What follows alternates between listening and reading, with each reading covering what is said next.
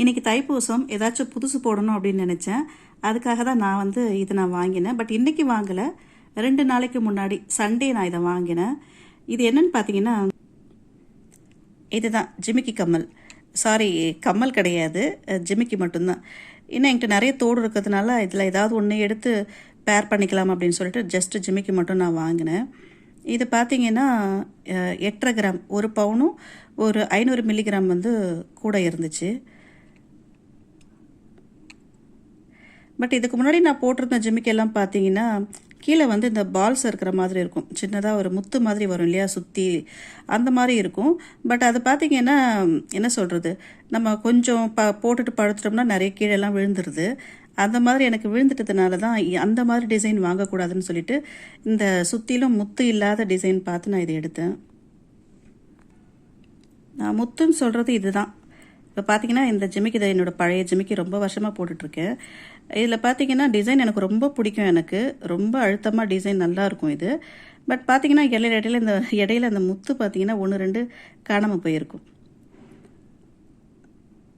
So அது போடும்போது நல்லா இருக்காது. அதனால் பட் இதை மாற்றுறதுக்கும் எனக்கு மனசு இல்லை, அதனால் இதை அப்படியே வச்சிட்ருக்கேன். ஸோ அதனால தான் இதெல்லாம் போடும்போது கொஞ்சம் பார்த்து போடணும். ஏதாவது ஃபங்க்ஷன் போயிட்டு வந்தோம்னா உடனே கழட்டி வச்சிடணும், இல்லைனா இந்த மாதிரி தான் நடுவில் முத்தெல்லாம் விழுந்து போயிட்டு கொஞ்சம் அசிங்கமாயிடும்.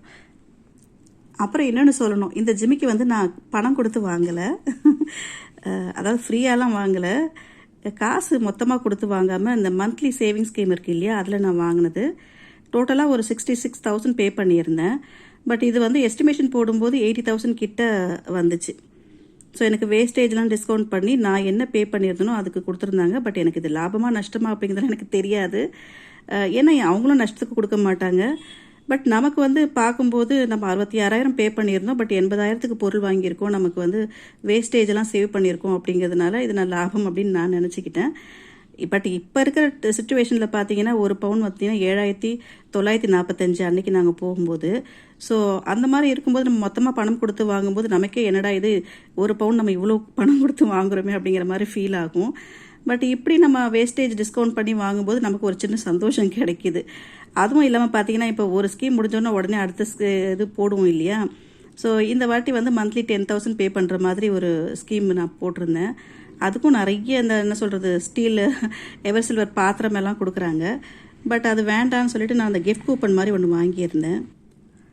1000 ருபீஸ்க்கு கிஃப்ட் கூப்பன் கொடுக்குறாங்க. பட் அந்த 1000 ருபீஸ்க்கு நான் என்ன வாங்குறதுன்னு தெரியல, அதனால் இந்த மெட்டி வாங்கியிருந்தேன்.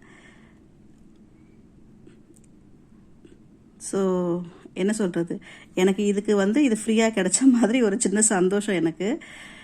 ஸோ அதனால தான் இன்றைக்கி இந்த தைப்பூசத்துக்கு இதில் ஏதாவது ஒன்று நான் வேர் பண்ணிக்கலான்னு இருக்கேன்.